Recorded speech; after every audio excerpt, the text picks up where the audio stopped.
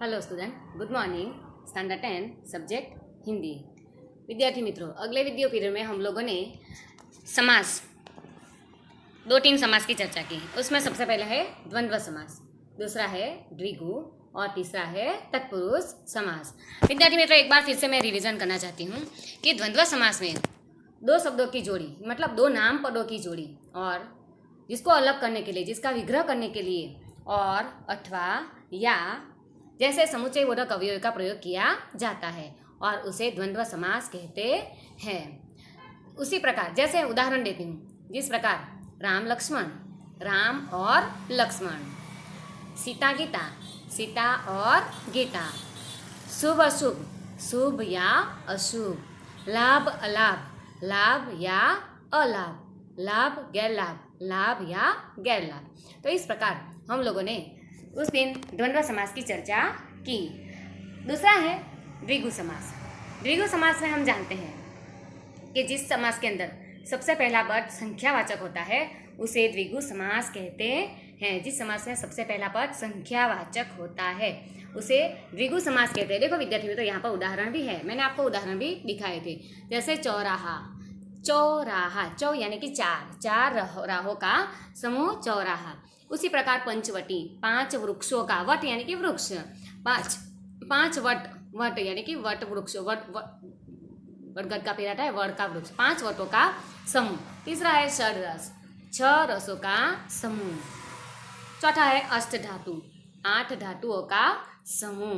पांच है त्रिमूर्ति, तीन मूर्तियों का समूह। तो इस प्रकार जैसे नवरात्रि, नवरात्रियों का समूह। उसी प्रकार षडरस, मैंने बोल दिया, छह रसों का समूह। सप्तर्षि, सात ऋषियों का समूह। तो इस प्रकार विद्यार्थी मित्रों, हम लोगों ने उस दिन द्विगु समास की चर्चा भी की थी। तीसरा है तत्पुरुष समास। तत्पुरुष समास के बारे में हम लोग तत्पुरुष समास के बारे में भी हम लोगों ने चर्चा की। तो तत्पुरुष समास के अंदर कारक विभक्ति का परिचय मैंने आपको दिया था। कारक विभक्ति में कर्म कारक बराबर द्वितीय तत्पुरुष समास, उसको को प्रत्यय। दूसरा है करण कारक, करण यानी कि साधन, इंस्ट्रूमेंट, साधन का प्रयोग जिसमें किया जाता है करण कारक। से प्रत्यय, चाकू से फल काटा, से, बराबर बराबर। आगे ज्योतिहीन, ज्योति से हीन। चिंतातुर, चिंता से आतुर। रोगग्रस्त, रोग से ग्रस्त। तीसरा है संप्रदान तत्पुरुष समास। संप्रदान यानी कि चतुर्थी तत्पुरुष समास। उस समास के अंदर विद्यार्थी मित्रों हम लोगों ने उस दिन पढ़ा था, जैसे विद्यालय, विद्या के लिए आलय, विद्यालय विद्या के लिए आलय। आगे गुरु दक्षिणा, गुरु के लिए दक्षिणा। देशभक्ति, देश के लिए भक्ति, तो के लिए प्रत्यय का प्रयोग किया जाता है। उसी प्रकार अपादान तत्पुरुष समास, चौथा प्रकार है अपादान। अपादान तत्पुरुष में भी से प्रत्यय आता है, पर ये जो से है वो एक स्थान से दूसरे स्थान पर जाने की क्रिया, यानी कि से एक स्थान को छोड़ने की क्रिया बताता है। एक स्थान छोड़ दिया, दूसरे स्थान पर हाजिर हो गए। तो पद भ्रष्ट, पथ भ्रष्ट, पथ से भ्रष्ट। धर्म विमुख, धर्म से विमुख। पद मुक्त, पद से मुक्त। आगे संबंध तत्पुरुष समास, ये संबंध बताता है, ये समास संबंध बताता है। जैसे उदाहरण गंगा जल, गंगा का जल, ये पानी जो है, पानी का किसके साथ संबंध है, तो गंगा नदी के साथ संबंध है, ये गंगा का जल है, बराबर। सूर्य किरण, सूर्य की किरण, ये किरण का संबंध किसके साथ है, सूर्य के साथ है, बराबर। आगे उसने इस उदाहरण में भी इस यहाँ पर भी मैं उदाहरण दिखाती हूँ कि पितृपक्ष, पितृ का पक्ष। मृग शिशु, मृग का शिशु। मेघ खंड, मेघों के खंड। देव भाषा, उदाहरण आगे भी देती हूँ, देवों की भाषा, बराबर। तो इस प्रकार संबंध तत्पुरुष समास ये क्या बताता है, संबंध, जहाँ का, की, के प्रत्यय का प्रयोग किया जाता है। आगे है अधिकरण तत्पुरुष समास। इस समास के अंदर क्रिया जहाँ हो रही है, में स्थान में, जल में क्रीड़ा, जल क्रीड़ा, जल में क्रीड़ा, जल में क्रीड़ा। व्यवहार कुशल, व्यवहार में कुशल। कर्मवीर, कर्म में वीर। धर्मनिष्ठ, धर्म में निष्ठ। व्यवहार कुशल, व्यवहार में कुशल। भोजन रुचि, भोजन में रुचि। तो इस प्रकार में प्रत्यय जहाँ प्रयोग किया जाता है उसे अधिकरण तत्पुरुष समास कहते हैं। तो इस प्रकार विद्यार्थी मित्रों हम लोगों ने बहुत सारे तत्पुरुष समास के सारे प्रकारों की चर्चा की, उसके उदाहरणों की भी चर्चा की। उस दिन भी की थी, आज भी मैंने फिर से रिवीजन कर दिया। तो यहाँ पर उसकी व्याख्या हम पढ़ते हैं। तत्पुरुष समास का एक अन्य प्रकार भी है जिसे उपपद तत्पुरुष समास कहते हैं। जब तत्पुरुष समास का दूसरा पद ऐसा कृदंत हो जिसका स्वतंत्र उपयोग न हो सकता हो तब उस समास को उपपद तत्पुरुष समास कहते हैं। उदाहरण, गिरिधर, गिरि को धारण करने वाला, उसे गिरिधर कहते हैं। राजनीतिज्ञ, राजनीति को जानने वाला। मनोहर, मन को हरने वाला। तो इस प्रकार उपपद, जैसे मुरलीधर, मुरली को धारण करने वाला। चक्रधर, चक्र को धारण करने वाला। तो इस प्रकार उपपद तत्पुरुष समास की भी चर्चा हो गई। तो आगे विद्यार्थी मित्रों हम देखते हैं अव्ययी भाव समास। अव्ययी भाव समास की चर्चा हम करते हैं। तो देखो, अव्ययी भाव समास के अंदर उदाहरण दिए गए हैं। मैं यथाशक्ति आपकी सहायता करूँगा। उसे आजन्म देश की सेवा की है। उसने आजन्म देश की सेवा की है। थर्ड वन, महाराज प्रतिदिन सुबह प्रार्थना करते हैं। महाराज प्रतिदिन सुबह प्रार्थना करते हैं। तो उपर्युक्त वाक्यों में रेखांकित शब्दों में पहला पद अव्ययी है और पूरा शब्द अव्यय के रूप में प्रयुक्त हुआ है। तो इस प्रकार यहाँ पर देखिए विद्यार्थी मित्रों, आपको बताती हूँ, जरा एक मिनट आप इधर देखो, मैं आपको यहाँ से यहाँ पर उपर्युक्त उदाहरण में उपर्युक्त वाक्य में रेखांकित पदों में पहला पद अव्ययी है। ये पहला पद यथा आ बराबर अव्ययी है। पूरा शब्द अव्ययी के रूप में प्रयुक्त हुआ है, उसे अव्ययी भाव समास कहते हैं। तो देखो यहाँ पर अव्ययी शब्द, जैसे उदाहरण यथा, जो मैं उदाहरण में आपको बताती हूँ, यथा कौन सा अव्ययी, तो यथा, प्रति बराबर स, ये सॉरी। तो विद्यार्थी मित्रों हम लोग अव्ययी भाव समास की चर्चा कर रहे थे। तो उपर्युक्त वाक्य में रेखांकित शब्दों में पहला शब्द अव्ययी है और पूरा शब्द अव्यय के रूप में प्रयुक्त हुआ है। ऐसे सामासिक शब्दों को अव्ययी भाव समास कहते हैं। तो इस समास के अंदर मैं आपको उदाहरण बताती हूँ कि जैसे यथाशक्ति, एक मिनट, अव्यय कौन से है, तो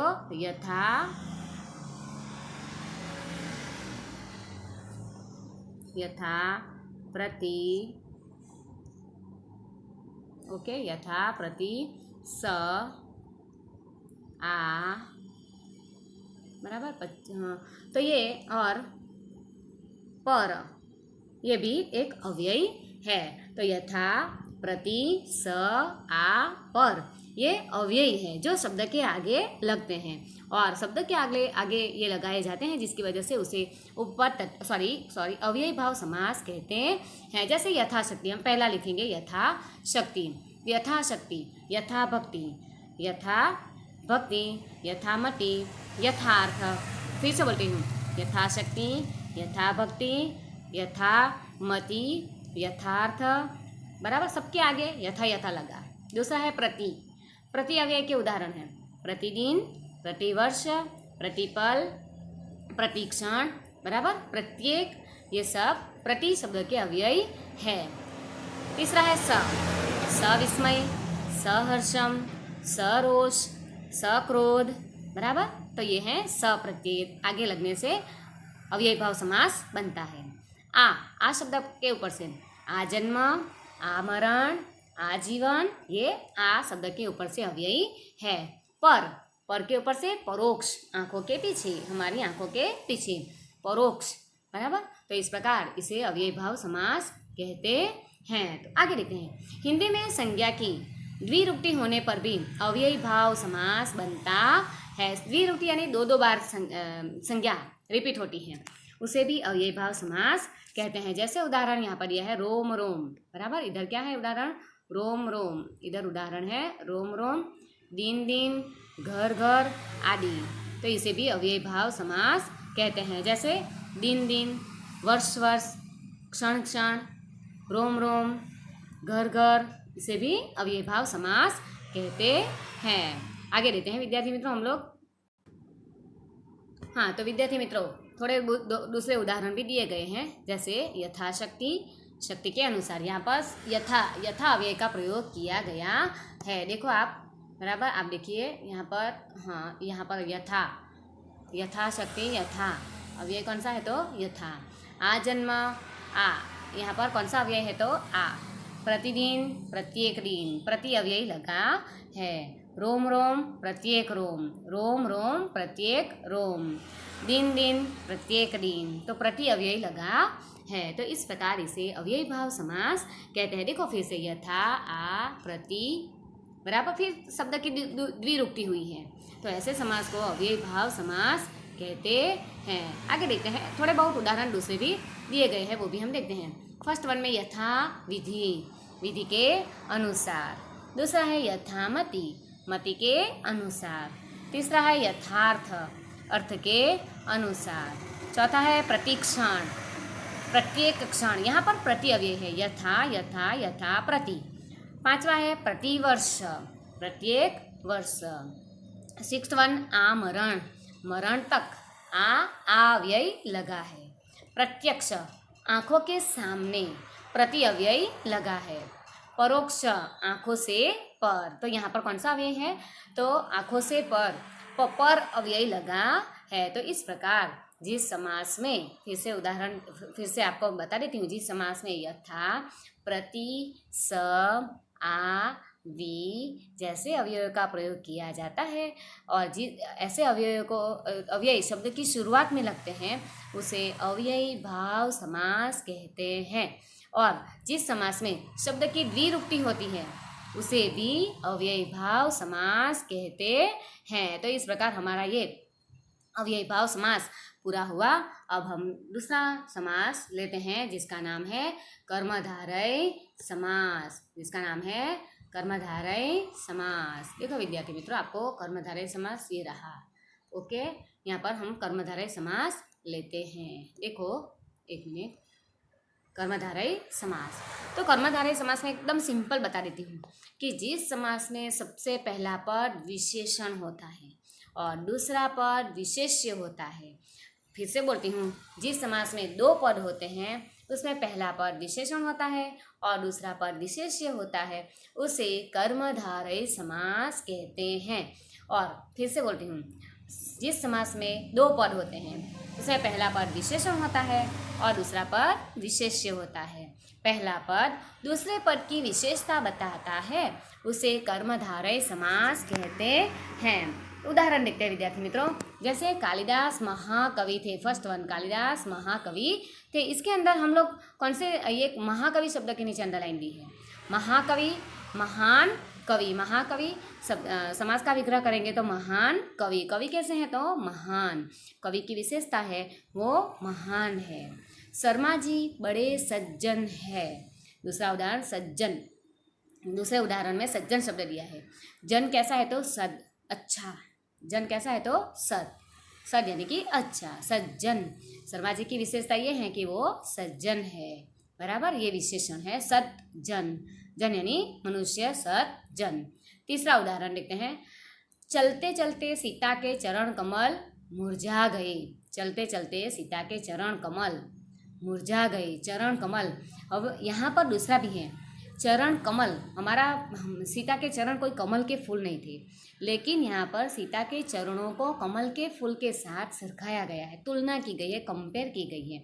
तो ऐसे तुलना करने वाले उपमा और उपमेय, फिर से बोलती हूँ, तुलना जिसके साथ की जाती है उसे भी कर्मधारय समास कहते हैं। धरती माता बड़ी उदार है, यहाँ पर धरती माता, हम सब जानते हैं कि ये धरती हमारी माता नहीं है, हमारी माता ने हमें जन्म दिया है, वही हमारी माता है, फिर भी हम धरती को माता की तुलना देते हैं, माता के साथ सरखाते हैं, तो उसे धरती माता का उपनाम दिया गया है, माता का उपनाम, क्योंकि वो हमें अनाज देती है, फल देती है, जल, बहुत सारी चीज़ वस्तुएं जो हमें धरती माता देती हैं, और हम अपना जीवन, हमारा गुजारा माता धरती माता के ऊपर करते हैं। उसी से हमें अन्न सब्जियां सब मिलता है। इसीलिए धरती को माता का पर्याय दिया गया है, धरती को माता के साथ सरखाया गया है। तो इसीलिए इसे भी कर्मधारय समास कहते हैं। श्री कृष्ण पीताम्बर धारण किए हुए थे। श्री कृष्ण पीताम्बर धारण किए हुए थे, तो ये भी कौन सा समास है? तो कर्मधारय। पीताम्बर, यहाँ पर विशेषता है। अंबर कैसा है? अंबर यानी कि वस्त्र, अंबर यानी कि वस्त्र। श्री कृष्ण ने कैसे रंग के वस्त्र पहने हैं? तो पीले रंग के। तो वस्त्र की विशेषता है, अंबर की विशेषता है वो पीले रंग के है, और इसीलिए इसे भी कर्मधारय समास कहते हैं। तो पीताम्बर, फिर से महाकवि, कवि कैसे हैं? तो महान, महान कवि। सज्जन, जन कैसा है? तो अच्छा, जन की विशेषता है वो अच्छा है, अच्छा जन। चरण कमल, चरण रूपी कमल, चरण रूपी कमल। चौथा है धरती माता, धरती रूपी माता। पीताम्बर, पीला वस्त्र। ओके, तो इस प्रकार यहाँ पर कर्मधारय समास में फिर से बोल देती हूँ। जिस समास में दो पद होते हैं और पहला पद विशेषण होता है, दूसरा पद विशेष्य होता है, पहला पद दूसरे पद की विशेषता बताता है, उसे कर्मधारय समास कहते हैं। तो यहाँ पर जो व्याख्या दी गई है वो हम देखते हैं। देखो आप फिर से, हाँ, इन वाक्यों के रेखांकित सामासिक शब्दों की रचना पर ध्यान दीजिए। पहले वाक्य में महाकवि शब्द में, पहले वाक्य में महाकवि शब्द में महा और दूसरे वाक्य में सज्जन शब्द में सत विशेषण है। पहले वाक्य में महाकवि शब्द में महा विशेषण है और सज्जन शब्द में सत, ये विशेषण है। ये क्या है? दोनों विशेषण। तीसरे वाक्य में सीता के कोमल चरणों की तुलना कमलों से की गई है। तीसरे वाक्य में सीता के कोमल चरणों की तुलना किसके साथ की गई है? तो कमलों के साथ की गई है। तो इस प्रकार आगे देखते हैं हम लोग। चौथे वाक्य में धरती को माता की उपमा दी गई है। पांचवें वाक्य में अंबर के साथ पीत यानी कि पीला विशेषण आया है। तो यहाँ पर जिस समास का पहला पद विशेष्य हो और दूसरा पद जिस समास में पहला पद विशेषण हो और दूसरा पद विशेष्य हो, उसे दूसरा पद विशेष्य हो, अथवा जिस समास द्वारा तुलना या उपमा प्रकट की गई हो, उसे कर्मधारय समास कहते हैं। फिर से, जिस समास का पहला पद विशेषण हो और दूसरा पद विशेष्य हो, अथवा जिस समास द्वारा तुलना या उपमा प्रकट की गई हो, उसे भी कर्मधारय समास कहते हैं। विद्यार्थी मित्रों, दूसरा भी एक है कि यहाँ पर कर्मधारय समास के अंदर आप देखिए, मैं आपको बताती हूँ। कर्मधारय समास के अंदर दूसरा भी एक शब्द है। कर्मधारय समास की बात करेंगे हम लोग कि कर्मधारय समास के अंदर बताती हूँ कि एक अंतर शब्द आता है। कौन सा शब्द? अंतर। तो ये जो अंतर शब्द आता है, जो शब्द के पीछे लगता है, उसे भी कर्मधारय समास कहते हैं। जैसे उदाहरण लिखते हो, भाषांतर, आया अंतर, भाषांतर, अंतर आया, ये रहा अंतर, भाषांतर। तो ये कौन सा समास है? तो कर्मधारय समास। बराबर। आगे देखते हैं अंतर शब्द के बारे में। स्थलांतर, आपको बताती हूँ, कर्मधारय समास 3 प्रकार का है। स्थलांतर, तो यहाँ पर एक स्थल से दूसरे स्थल पर जाना, स्थलांतर। बराबर। तो इसे भी कर्मधारय समास कहते हैं। तीसरा है देशांतर,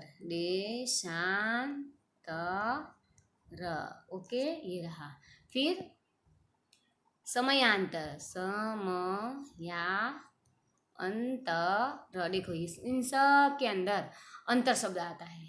बराबर। आगे भी 2 उदाहरण दिए, अभी भी 2 उदाहरण दिए, तो इसके अंदर अंतर शब्द आता है, तो इसे भी कर्मधारय समास कहते हैं। तो इस प्रकार विद्यार्थी मित्रों, मैं आपको फिर से बताती हूँ कि जिस समास में पहला पद विशेषण होता है, दूसरा पद विशेष्य होता है, पहला पद दूसरे पद की विशेषता बताता है, उसे भी कर्मधारय समास कहते हैं। दूसरी व्याख्या है, जिस समास में तुलना या सरखामणी की जाती है, तुलना या कंपेयर की जाती है, उसे भी कर्मधारय समास कहते हैं। तीसरा है कि जिस समास में शब्द के अंत में अंतर शब्द आता है, उसे भी कर्मधारय समास कहते हैं। तो इस प्रकार हमारा ये कर्मधारय समास यहाँ पर पूरा हुआ। तो आगे देखते हैं विद्यार्थी मित्रों हम लोग कि नीचे दिए गए मध्यम पद लोपी समास। अब हमारा नया समास है मध्यम पद लोपी समास। देखो ये रहा मध्यम पद लोपी समास। ओके, 6 नंबर है मध्यम पद लोपी समास। उसके उदाहरण देखते हैं विद्यार्थी मित्रों हम लोग फिर से। पद यात्रा, पद यानी कि पैर, पद यात्रा यानी कि पद यानी कि पैर, पद यानी हमारे 2 पैर, पैरों से चलकर की जाने वाली यात्रा। यहाँ पर देखने का सिंहासन, सिंह की आकृति वाला आसन, जिसे हम क्या कहेंगे सिंहासन, सिंह की आकृति वाला आसन। यहाँ पर पैरों से चलकर की जाने वाली यात्रा, ये वाला पद बीच का लुप्त हो गया है और इसलिए उसे मध्यम पद लोपी समास कहते हैं। मध्यम पद यानी कि बीच वाला पद अदृश्य हो गया है, लुप्त हो गया है, उसे मध्यम पद लोपी समास कहते हैं। तो इस समास में पूर्व पद, देखो ऊपर, इस समास में पूर्व पद और उत्तर पद के बीच संबंधित पदों का लोप होता है। समास का विग्रह करते समय उन्हीं लुप्त पदों को शामिल कर दिया जाता है। फिर से, इस समास में पूर्व पद और उत्तर पद के बीच के संबंधित शब्दों का लोप हो जाता है। समास का विग्रह करते समय उन्हीं लुप्त पदों को शामिल कर दिया जाता है और इसे मध्यम पद लोपी समास कहते हैं। पहले समास में पद, पहले शब्द में पद यानी कि पैर और यात्रा पदों के बीच चलकर की जाने वाली, पदों का प्रयोग किए बिना उनका सही विग्रह नहीं हो पाएगा, इसीलिए चलकर की जाने वाली लुप्त पदों को विग्रह में शामिल किया गया है। इसी तरह दूसरे समास में सिंह और आसन पदों के बीच विग्रह करते समय आकृति वाला पद जोड़ा गया है। तो सिंह की आकृति वाला आसन, बराबर, समास का विग्रह करेंगे तो सिंहासन, सिंह की आकृति वाला आसन। पहला वाला है कि पद यात्रा, पैरों से चलकर की जाने वाली यात्रा। इसी तरह दूसरे, आगे, ऐसे समास को मध्यम पद लोपी समास कहते हैं। मध्यम पद लोपी समास कर्मधारय समास का ही एक भेद है। मध्यम पद लोपी जो समास है वो कर्मधारय समास का ही एक प्रकार है। तो इस प्रकार विद्यार्थी मित्रों यहाँ पर देखिए आप कि यहाँ पर उदाहरण मध्यम पद लोपी समास के कुछ अन्य उदाहरण। फर्स्ट वन है पर्णकुटीर, पर्ण यानी कि पत्ते, पेड़ के पत्ते, पर्ण से बना हुआ कुटीर, पत्तों से बना हुआ कुटीर। प्रेमालिंगन, प्रेम से पूर्ण आलिंगन। वन फूल, वन में खिलने वाला फूल, वन फूल, वन में खिलने वाला फूल। प्रेमालिंगन, प्रेम से पूर्ण आलिंगन। पर्ण कुटीर, पर्ण से बना हुआ कुटीर। फिर तीसरा, आगे मैं एक दो बोलती हूँ। मयूरासन, मोर की आकृति वाला आसन। तो इस प्रकार विद्यार्थी मित्रों हमारा ये मध्यम पद लोपी समास भी पूरा हुआ। बैलगाड़ी, बैल से चलने वाली गाड़ी, उसे बैलगाड़ी कहते हैं। बैल से चलने वाली गाड़ी, बराबर, उसे बैलगाड़ी कहते हैं, बराबर। आगे, तो इस प्रकार हमारा ये मध्यम पद लोपी समास भी यहाँ पूर्ण हुआ। और जिस समास में पहला पद और दूसरे पद के बीच का पद अदृश्य हो जाता है, लुप्त हो जाता है, उसे मध्यम पद लोपी समास कहते हैं। और विग्रह करते समय वो बीच वाला पद फिर से रखा जाता है, उसे मध्यम पद लोपी समास कहते हैं। आगे विद्यार्थी मित्रों हम देखते हैं बहुव्रीहि समास। बहुव्रीहि समास में चंद्रमौली, उदाहरण देखते हैं। चंद्रमौली, चंद्रमौली, चंद्रमौली ये कौन है पता है? जिसके मस्तक पर चांद है वह भगवान शिव। चंद्रमौली, मैं आपको विग्रह करते बताती हूँ। जिसके मस्तक पर चंद्र है वह शिव। सेकंड नंबर, चक्रपाणी, जिस पानी यानी कि हाथ। देखो विद्यार्थी मित्र, आपका पानी यानी कि हाथ, चक्र यानी कि चक्र, भगवान विष्णु के पास चक्र था।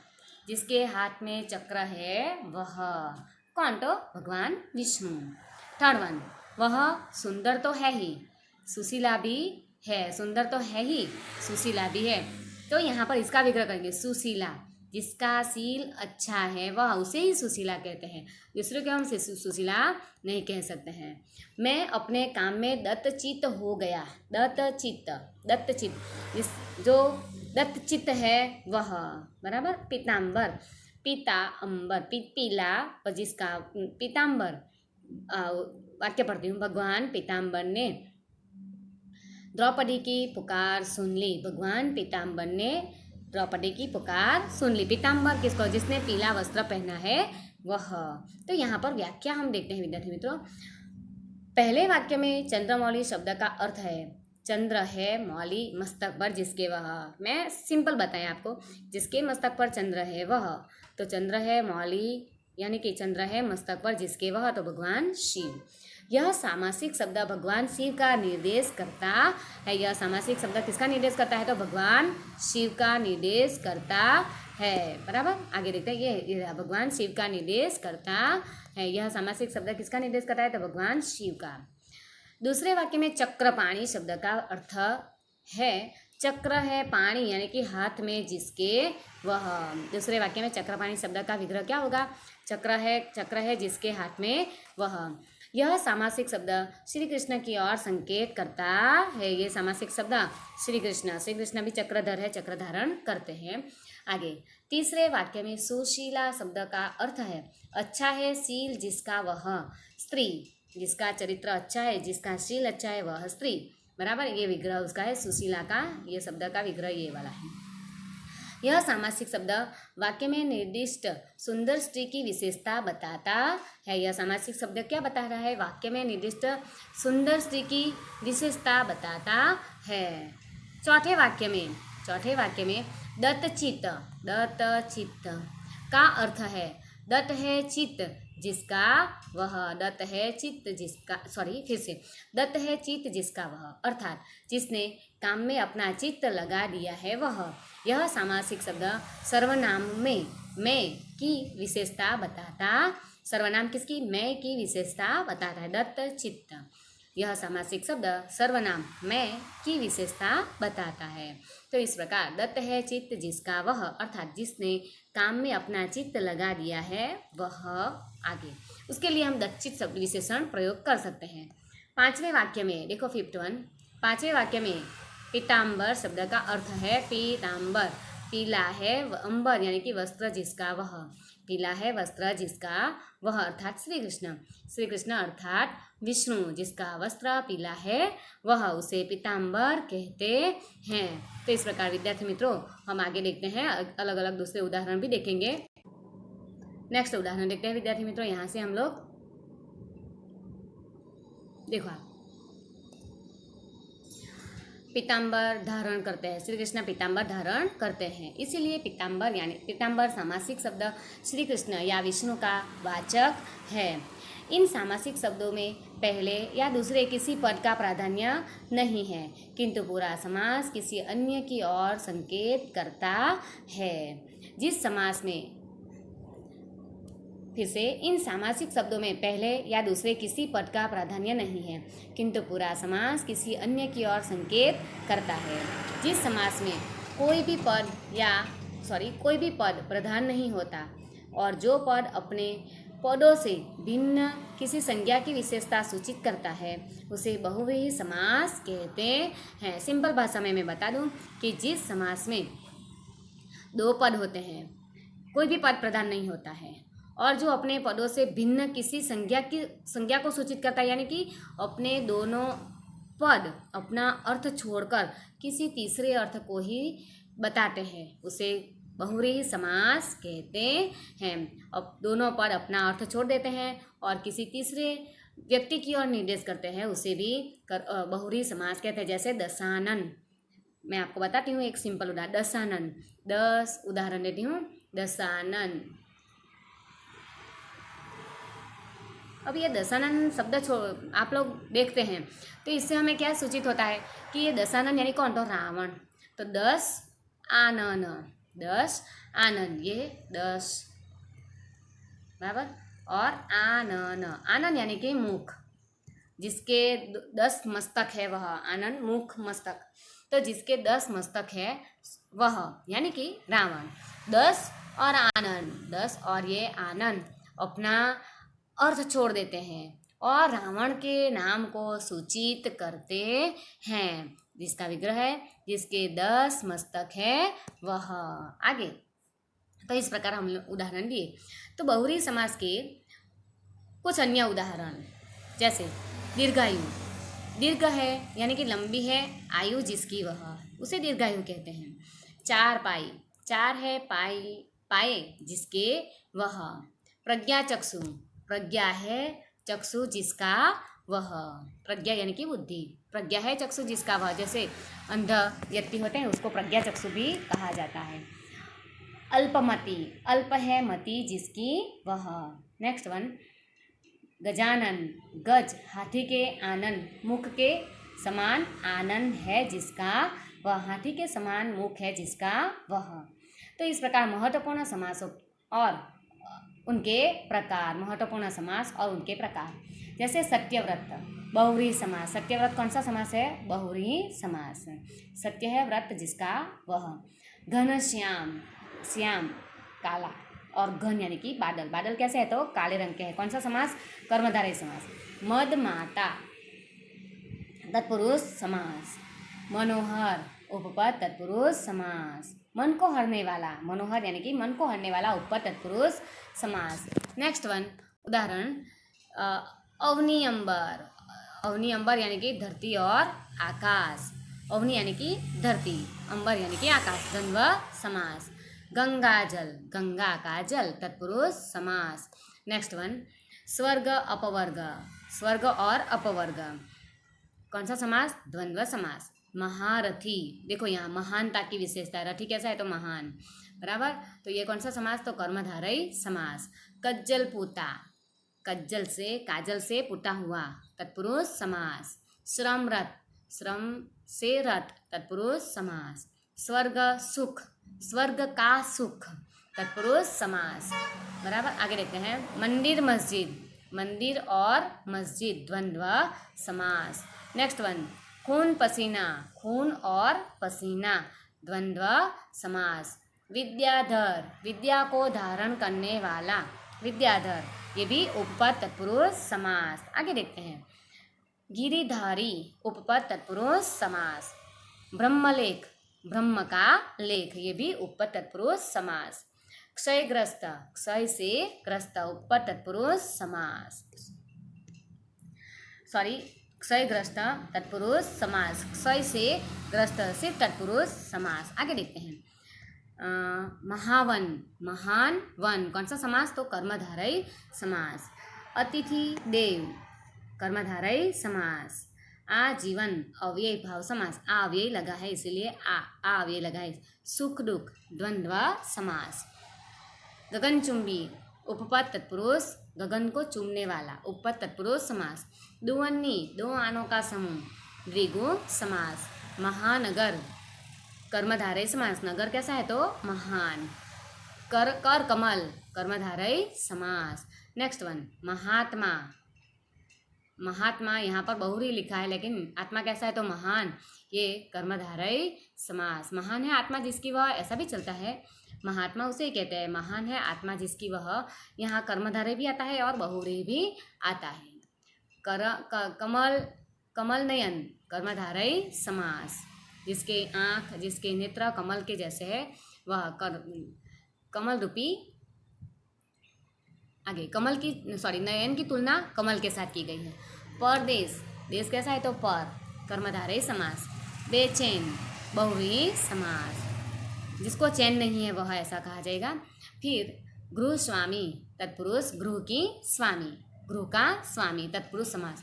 निष्प्राण, बहुव्रीहि समास, जिसके प्राण चले गए हैं, जो, बराबर, जिसके प्राण चले गए वो निष्प्राण, बहुव्रीहि समास। सुशील, जिसका चरित्रशील अच्छा है वह, बहुव्रीहि समास। यथार्थ, अव्यय भाव समास, यथा अव्यय लगा है। जीवनशाला, जीवन रूपी शाला, और कर्मधारय समास। प्रिय दर्शन, बहुव्रीहि समास, जिसके दर्शन प्रिय है वह। निर्जीव, बहुव्रीहि समास। दत्तचित्त, बहुव्रीहि समास। सूर्य प्रतिमा, सूर्य की प्रतिमा, तत्पुरुष समास। आकाशवाणी, मध्यम पद लोपी समास। चौराहा, द्विगु समास। बहुमूल्य, बराबर, बहुमूल्य, बहुव्रीहि समास। मनोवृत्ति, तत्मन की वृत्ति, तत्पुरुष समास। आगे, समाज सेवा, समाज की सेवा, तत्पुरुष समास। जीवन यात्रा, जीवन की यात्रा, कर्मधारय समास। कलाकार, उपपद तत्पुरुष समास। युद्ध भूमि, तत्पुरुष समास। भारत माता, कर्मधारय समास। आगे, ભારત को अपने भारत देश को माता के साथ सरखाया गया, तो इसीलिए भारत माता कर्मधारय सरखामणी तुलना કરવામાં આવી છે એટલા માટે. અંધવિશ્વાસ, વિશ્વાસ कैसा है तो अंध, कर्मधारय समास. विशेषज्ञ उपपद तत्पुरुष समास. जड़ी बूटी, जड़ी और बूटी.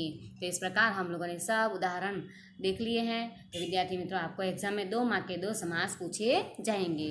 तो इस प्रकार आप भी हर एक पाठ के समास की तैयारी भी करेंगे. यहाँ पर हम अपना ये समास का टॉपिक पूरा करते हैं. अगले वीडियो पीरियड में दूसरा टॉपिक लेंगे. Okay, thank you.